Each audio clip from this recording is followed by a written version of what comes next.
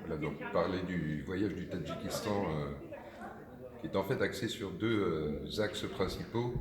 On a d'une part une première partie route de la soie, donc plutôt historique, et une deuxième partie qui se concentre sur le Pamir, tout ça dans un cadre continu de montagne, un voyage qui débute en Ouzbékistan pour rentrer tout de suite au Tadjikistan par le nord, et de là on découvre l'ancienne civilisation sogdienne, donc, qui a été détruite au 8e siècle lors de l'arrivée des Arabes.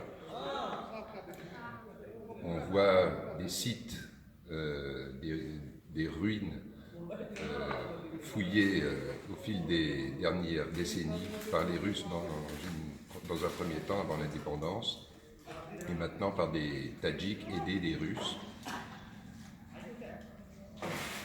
Sur ces sites,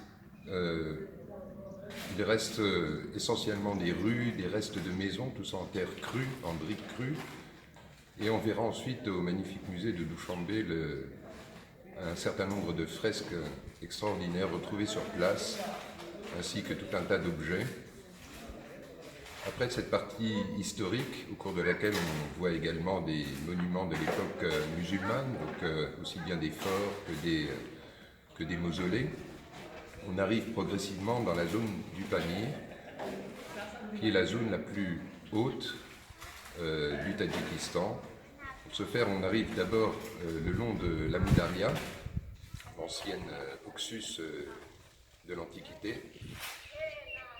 On suit cette Amou Daria qui fait frontière entre le Tadjikistan et l'Afghanistan, dans un décor monumental, une vallée souvent très encaissée, parfois plus large selon la géographie des lieux, pour progressivement remonter le cours de l'Oxus, donc de l'Amou Daria, qu'on appelle dans cette zone le Panj.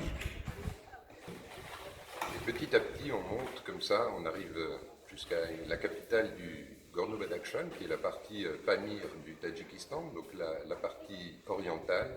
Donc on reste pendant à peu près une semaine tout au bord de la frontière afghane.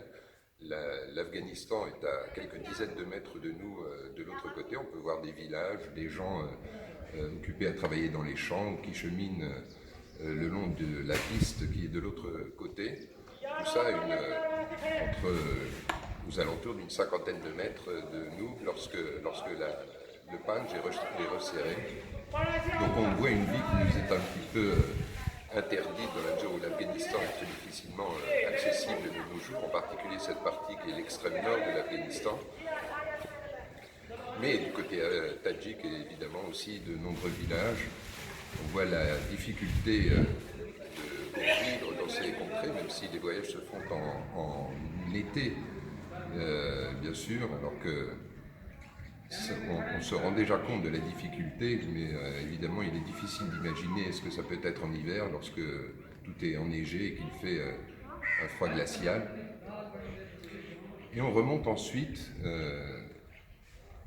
après on va quitter le Panj, bifurquer vers l'intérieur du pays et arriver sur les hauts plateaux du Pamir, voir de magnifiques lacs comme le lac Yashilkoul ou le lac Karakoul, encore plus haut, aux alentours de 4000 mètres d'altitude, dormir à plusieurs reprises chez l'habitant, car dans ces endroits, aucun hôtel, aucun accommodement n'existe en dehors des maisons des habitants. Et on continue de monter, on va arriver au point culminant du voyage, qui est à 4655 mètres, avec le col de la Jument Blanche, le col d'Akbaital. Tout ça toujours dans un cadre de nombreuses chaînes de montagnes. Depuis l'entrée au Tadjikistan jusqu'à la fin du voyage, on ne voit que des chaînes de montagnes toutes très différentes. Il n'y a vraiment aucune monotonie. Chacune de ces chaînes de montagnes a des aspects différents, des couleurs différentes. Les rivières, des couleurs différentes également selon ce qu'elles charrient, selon la pureté de l'eau. Et on va ressortir du Tadjikistan par le nord, par le col de Kizilart, qui donne sur la Kirghizie. De là, nous redescendons en Kirghizie pour arriver dans une magnifique vallée, qui est la vallée du Transalai. Le Transalai dont Le point culminant est le pic Lénine à 7146 mètres. On va aller jusqu'au camp de base de ce pic Lénine, à peu près 3500 mètres d'altitude, et terminer ensuite le voyage à Osh, donc la deuxième ville du pays, d'où on repart sur Bichkek puis sur Paris.